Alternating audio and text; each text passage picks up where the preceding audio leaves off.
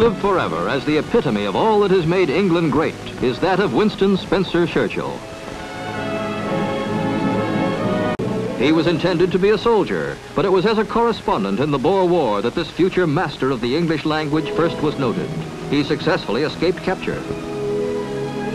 A few years later, he was a cabinet minister in the First World War.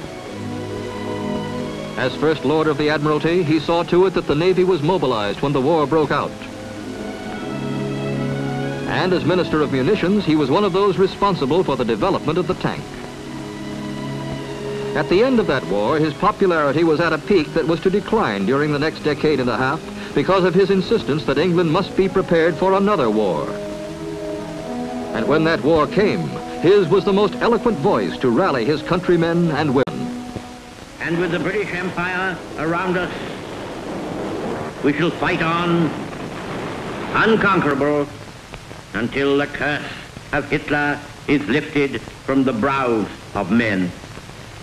We are sure that in the end, all will be well.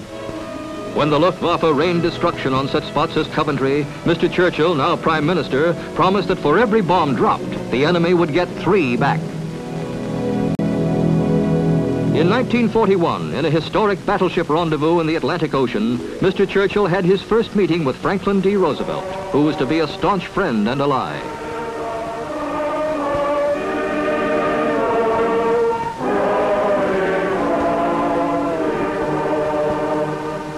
Shortly thereafter, in North Africa, he showed again his determination to be with the soldiers, to whom he was good old Winnie.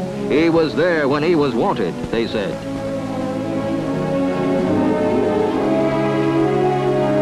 The former naval person crossed the English Channel to France in the wake of Allied landings.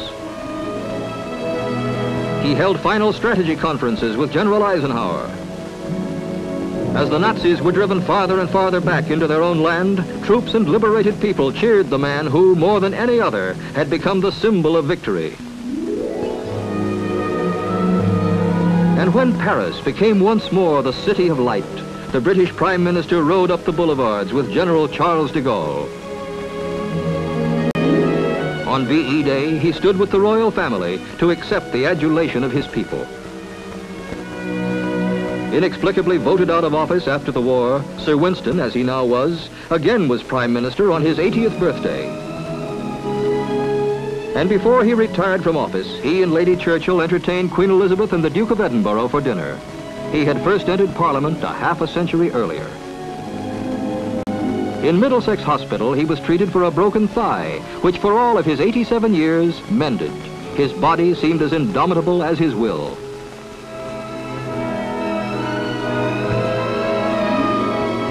Less than 2 months ago, the world had its last glimpse of Sir Winston on his 90th birthday. But in history, his voice will never be silenced, his image never dimmed.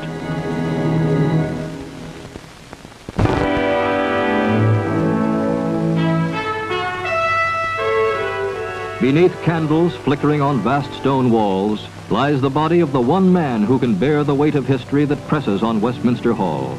The catafalque of Sir Winston Churchill stands in lonely splendor in the early morning hours. At the head of the coffin are placed the insignia of the Order of the Garter. A gold cross towers above the candles. At each corner of the bier stands a member of the guards in funeral posture, eyes directed to the point of the lowered sword. Every 20 minutes, the guard is changed so that each may share the honor of participating in this hushed, almost private homage to the man who through his own greatness had brought them to surpass themselves in England's darkest hour, their finest hour.